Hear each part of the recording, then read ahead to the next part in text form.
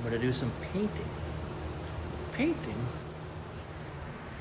Well, I got his stud walls up. I need to get my trim up on the ceiling before I put my tin up on the ceiling.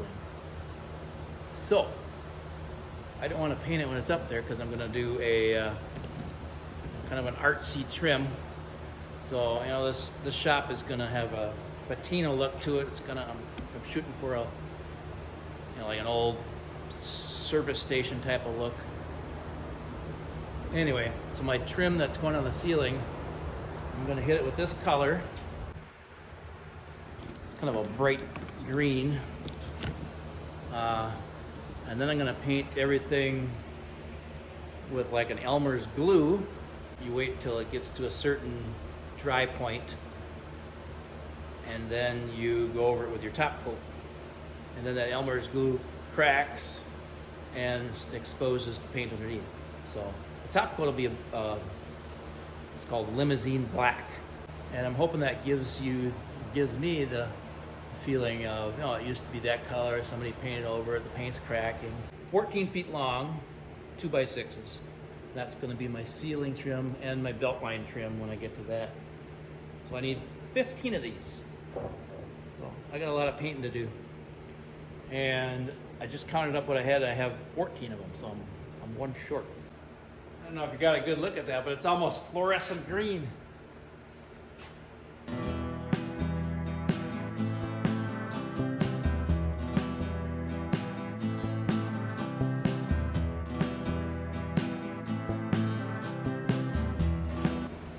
I know some of you are wondering,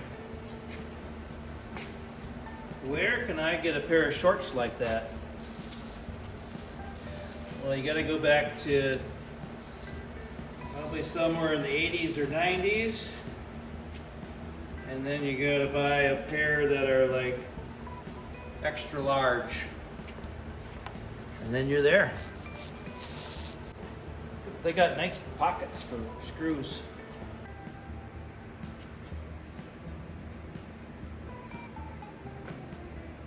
$15 boards done.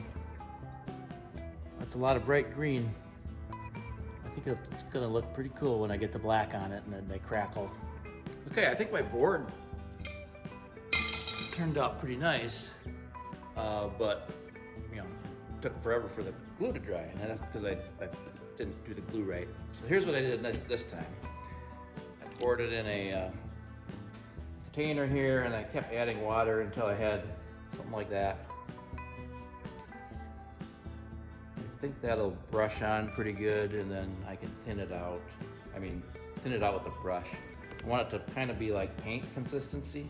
But here's, I got this kind of sitting up here. So this is what this looks like after, for the next day.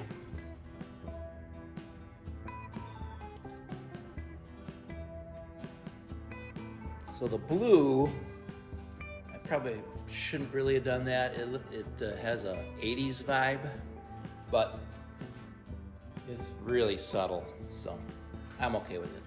And besides, 80s was my era, so that green and that blue just speaks 80s to me. Like right here. Looks a little zesty. All right, I did a little test swipe, and the glue is kind of sticky, you know, like stickier than paint, it feels like. It just goes on different. So it still felt too thick, so I'm still thinning it up. Just seemed like it wasn't gonna spread very nice. It's gonna end up with a really thick surface again. That's where I ran into trouble last time. It took forever to dry. All right, let's see what we get this time. Start with the center one so I don't have to get goofy. Okay, I like that. All right, on to the third board, but I gotta check on my puppy. So of course, when I get towards the end of all the run, then I get it kind of figured out. But anyway, the last three I really like. 1, 2, 3 there. Those are good. I have two that are darker. These two, you can get as much green coming through. Closet, I got a closet.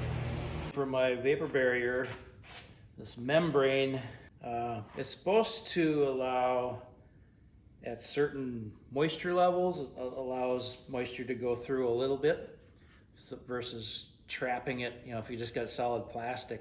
Finally got my vapor barrier up. That's a sweaty job. I don't like working with plastic and heat. I can start putting them up. Putting ceiling trim up now.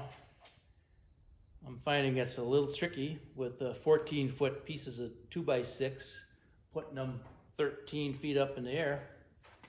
So what I ended up doing, from my wife's suggestion, some shelf brackets. I just put one over there, one over here, and I should be able to just walk it up the ladder and set it on the shelf brackets.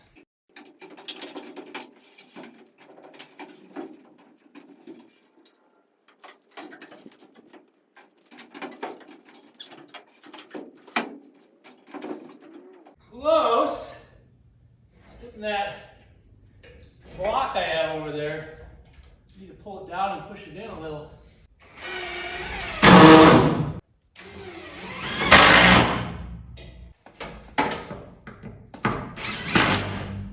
My first look at how my crackle paint works, or looks from afar.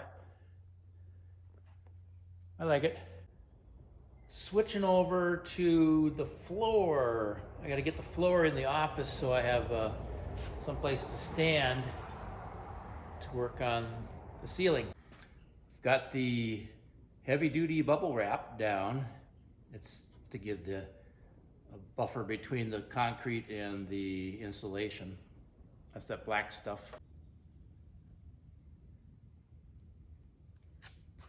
Next, I got my R19 ready to go. I got my template measured out here, so I just roll it out, cut it in the groove in the concrete, roll it out, and whoop, whoop, whoop. Should go pretty fast.